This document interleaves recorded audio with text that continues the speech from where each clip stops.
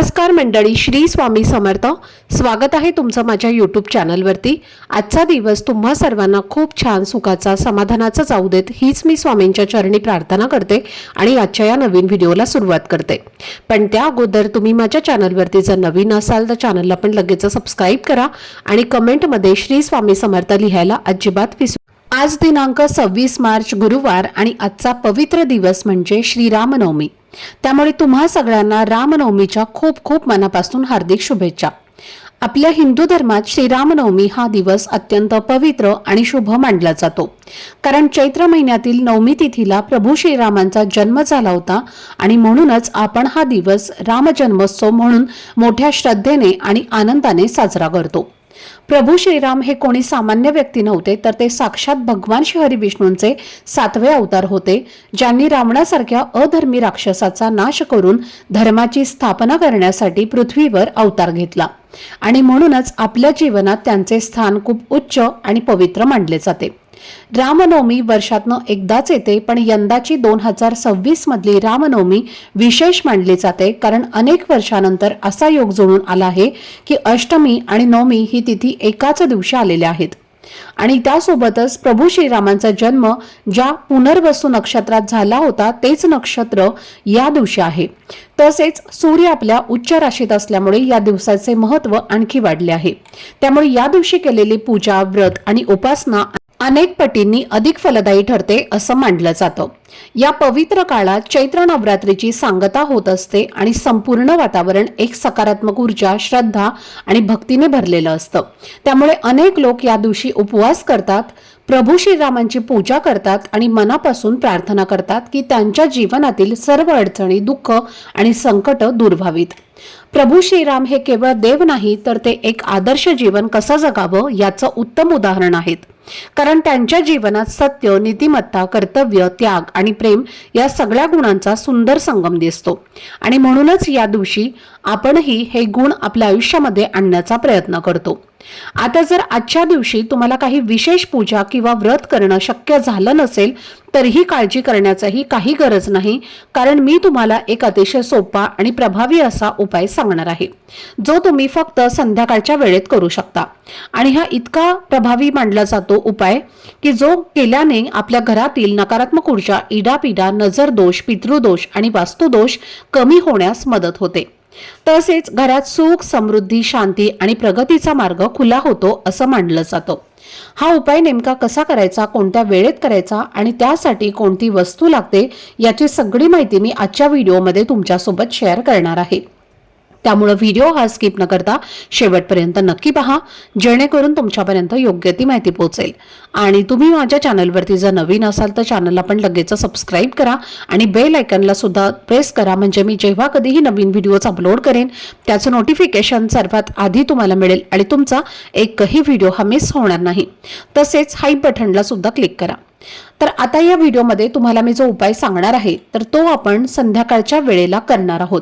पण त्याआधी आपण आजच्या रामनवमीच्या पूजेचा योग्य आणि शुभ मुहूर्त समजून घेऊयात, कारण योग्य वेळेत केलेली पूजा अधिक फलदायी ठरते असं मानलं जातं आणि त्यामुळे या वेळेची माहिती असणं खूप महत्त्वाचं आहे. शास्त्रानुसार असं सांगितलं जातं की चैत्र शुद्ध नवमीला दुपारी 12 वाजता, म्हणजे जेव्हा सूर्य अगदी डोक्यावर येतो, त्यावेळी प्रभू श्रीरामांचा जन्म झाला होता आणि म्हणूनच या दिवसाची पूजा करण्यासाठी आज 26 मार्च रोजी सकाळी 11:59 पासून ते दुपारी 1:35 पर्यंतचा काळ हा अत्यंत शुभ मानला जातो. त्यामुळे तुम्ही घरात पूजा करत असाल किंवा मंदिरामध्ये जाऊन सामूहिक पूजा करत असाल तर त्यावेळेतच श्रद्धेने आणि मनापासून प्रभू श्रीरामांची पूजा करावी. जन्म वेळेचा जो खास क्षण असतो, ज्याला आपण पाळणा हलवण्याची वेळ म्हणतो, तो साधारणपणे दुपारी 12 ते 12:30 या दरम्यान मानला जातो आणि या वेळेत मंदिरात किंवा घरात प्रभू श्रीरामांचा पाळणा हलवून त्यांचा जन्माचा आनंद हा साजरा केला जातो. त्यामुळे शक्य असेल तर हा छोटासा पण सुंदर विधी नक्की करा. जेव्हा तुम्ही पूजा करता तेव्हा प्रभू श्रीरामांना प्रिय असलेल्या काही साध्या वस्तू अर्पण केल्या तर पूजा अधिक भावपूर्ण होते.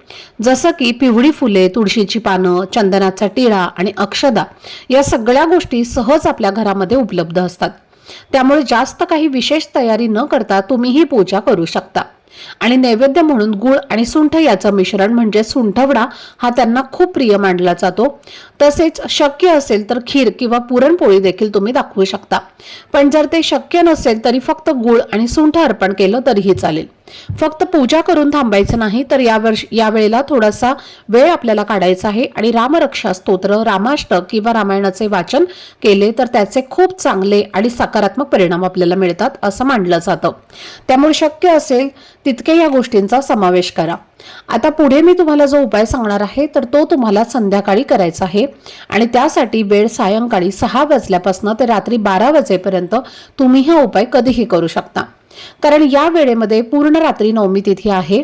पण शक्य असेल तर सायंकाळी 6 ते 10 या वेळेमध्ये तुम्ही उपाय करण्याचा प्रयत्न करा, कारण या वेळेत वातावरणात सकारात्मक ऊर्जा जास्त प्रमाणामध्ये सक्रिय असते आणि म्हणूनच आपण या वेळेला देवघरामध्ये दिवा लावतो, अगरबत्ती लावतो आणि घरात एक शांत आणि पवित्र वातावरण तयार करतो।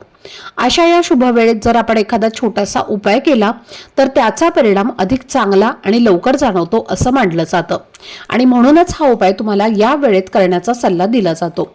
मी तुम्हाला जो उपाय सांगणार आहे तर तो प्राचीन धार्मिक ग्रंथांमध्ये सांगितलेला मानलेला आहे आणि हा उपाय आपण वर्षातनं फक्त एकदाच म्हणजे रामनवमीच्या दिवशी करू शकतो।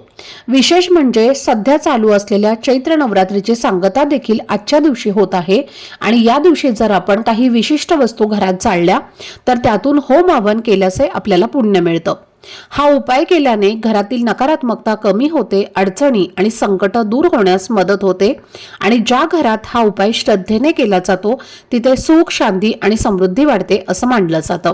तसेच माता लक्ष्मीचा आशीर्वाद आपल्याला मिळतो आणि घरात स्थिरता निर्माण होते। रामनवमीचा दिवस हा केवळ धार्मिक दृष्ट्या नाही तर आर्थिक प्रगतीसाठी देखील महत्त्वाचा मानला जातो। त्यामुळे जर तुमच्या घरात पैशांची अडचण असेल, पैसा टिकत नसेल, वारंवार उधार घ्यावं लागत असेल किंवा कमावलेला पैसा टिकत नसेल, तसेच घरात वादविवाद, तणाव किंवा नकारात्मक वातावरण असेल किंवा कोणतेही दोष, नजरबाधा यासारख्या गोष्टींचा प्रभाव जाणवत असेल तर अशा वेळी हा उपाय उपयोगी ठरतो असं मानलं जातं। हा उपाय केल्याने घरात एक सकारात्मक वातावरण निर्माण होऊ लागतं, मन शांत राहतं आणि हळूहळू जीवनामध्ये सुधारणा जाणवू लागते। म्हणूनच श्रद्धा आणि विश्वासाने हा उपाय करणं अधिक महत्त्वाचं आहे आणि म्हणून हा उपाय करण्यासाठी तुम्हाला आज संध्याकाळी सर्वप्रथम तुमच्या देवघरामध्ये जो दिवा तुम्ही नेहमी लावता तो दिवा लावून घ्यायचा आहे। धूप दीप अगरबत्ती लावून घ्यायची आहे। मुख्य प्रवेशद्वारावरती सुद्धा एक दिवा तुम्हाला आज लावायचा आहे। तुळशीपाशी सुद्धा दिवा लावून घ्यायचा आहे आणि त्यानंतर तुम्हाला हा उपाय करायचा आहे। आता हा उपाय करण्यासाठी तुम्हाला ज्या गाईच्या शेणाच्या गौऱ्या असतात, ज्याला शेणकुट असं सुद्धा म्हटलं जातं, तर तुम्हाला गाईच्या शेणाची जी गौरी असते तर ती तुम्हाला घ्यायची आहे। अगदी छोटासा तुकडा जो असतो तर तो तुम्हाला घ्यायचा आहे। जर तुमच्याकडे गाईच्या शेणाची गौरी नसेल तर काय करायचं आहे, जिथे कुठे पूजा साहित्य मिळतं तर तिथे फक्त 50 रुपयांना एक पॅकेट मिळतं, तर तिथून ते पॅकेट तुम्हाला आणायचं आहे आणि त्यातील एक तुकडा तुम्हाला तो घ्यायचा आहे। जास्त मोठा घेण्याची गरज नाही, अगदी छोटासा तुकडा तुम्हाला घ्यायचा आहे आणि त्यानंतर गाईच्या शेणाची जी गौरी आहे तर ती तुम्हाला गॅसवर ठेवून जाळायची आहे। ती पूर्ण प्रज्वलित झाल्यानंतर तुम्हाला एका प्लेटमध्ये काढून घ्यायची आहे आणि त्यानंतर आपल्या देवघरासमोर तुम्हाला ती प्लेट ठेवायची आहे आणि त्या गाईच्या शेणावरती तुम्हाला पेटलेल्या शेणावरती तुम्हाला थोडासा गूळ टाकायचा आहे। गूळ अगदी तुम्ही बारीक करून घ्या, थोडासा गूळ तुम्हाला टाकायचा आहे। त्याचबरोबर तुम्हाला त्यासोबतच एक कापूर वडी ठेवायची आहे आणि ज्या 2 अखंड लवंग असतात तर त्या सुद्धा ठेवायच्या आहेत आणि 2 हिरव्या वेलची ठेवायच्या आहेत। आता गाईच्या शेणाची जी गौरी आहे तर ती पेटवल्यानंतर खूप जास्त वेळ जळत असते। जेव्हा आपण या वस्तू त्यावरती टाकतो तेव्हा त्या वस्तू सुद्धा जळत असतात आणि जेव्हा आपण त्या गाईच्या शेणासोबतच या वस्तू जाळतो तेव्हा आपलं घर जे आहे तर ते पवित्र होत असतं। गायीमध्ये साक्षात 33 कोटी देवी देवता वास करतात। गाईच्या शेणाच्या गौरीला ज्योतिषशास्त्रामध्ये तसेच वास्तुशास्त्रामध्ये खूप मोठं महत्त्व आहे। जर आपण अशी गाईची शेणाची गौरी आपल्या घरात जाळली तर घरातील प्रखर पितृदोष, ग्रहदोष जे आहेत तर ते दूर होतात। आता त्यानंतर काय करायचं आहे, काही वेळाने ते भांड जे आहे तर ते आपल्या देवघरासमोरनं उचलायचं आहे आणि त्याचा धूर हा संपूर्ण घरामध्ये तुम्हाला फिरवायचा आहे। उंबरठ्यावरती सुद्धा काही वेळासाठी हे भांड घेऊन जायचं आहे आणि पुन्हा आपल्या घरामध्ये आणून देवघरासमोर ठेवून द्यायचं आहे।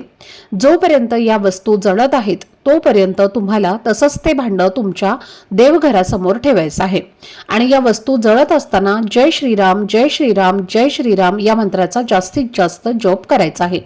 आता या सगळ्या वस्तू जळून शांत झाल्यानंतर काय करायचं आहे, त्याची जी राख तयार होते तर थोडीशी राख ही घरातील प्रत्येक व्यक्तीच्या कपाळावरती तुम्हाला लावायची आहे आणि थोडीशी राख ही तुम्हाला उंबरठ्यावरती चोळून द्यायची आहे आणि बाकीची तुम्ही निर्माल्यामध्ये टाकली तरी सुद्धा चालेल किंवा त्यामध्ये तुम्ही थोडंसं पाणी टाकून एखाद्या मोठ्या झाडाच्या खोडापाशी टाकून देऊ शकता। तर अशा पद्धतीने हा छोटासा उपाय तुम्हाला आज रामनवमीच्या दिवशी करायचा आहे।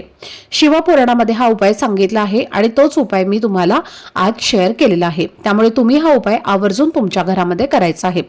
जरी तुम्हाला आज काहीच करणं नाही शक्य झालं तरी कमीत कमी हा उपाय तुमच्या घरामध्ये आज नक्की करा। हा उपाय केल्याने नक्कीच आपल्या घरामध्ये अनेक सकारात्मक बदल जे आहेत तर ते तुम्हाला 100% जाणवतील।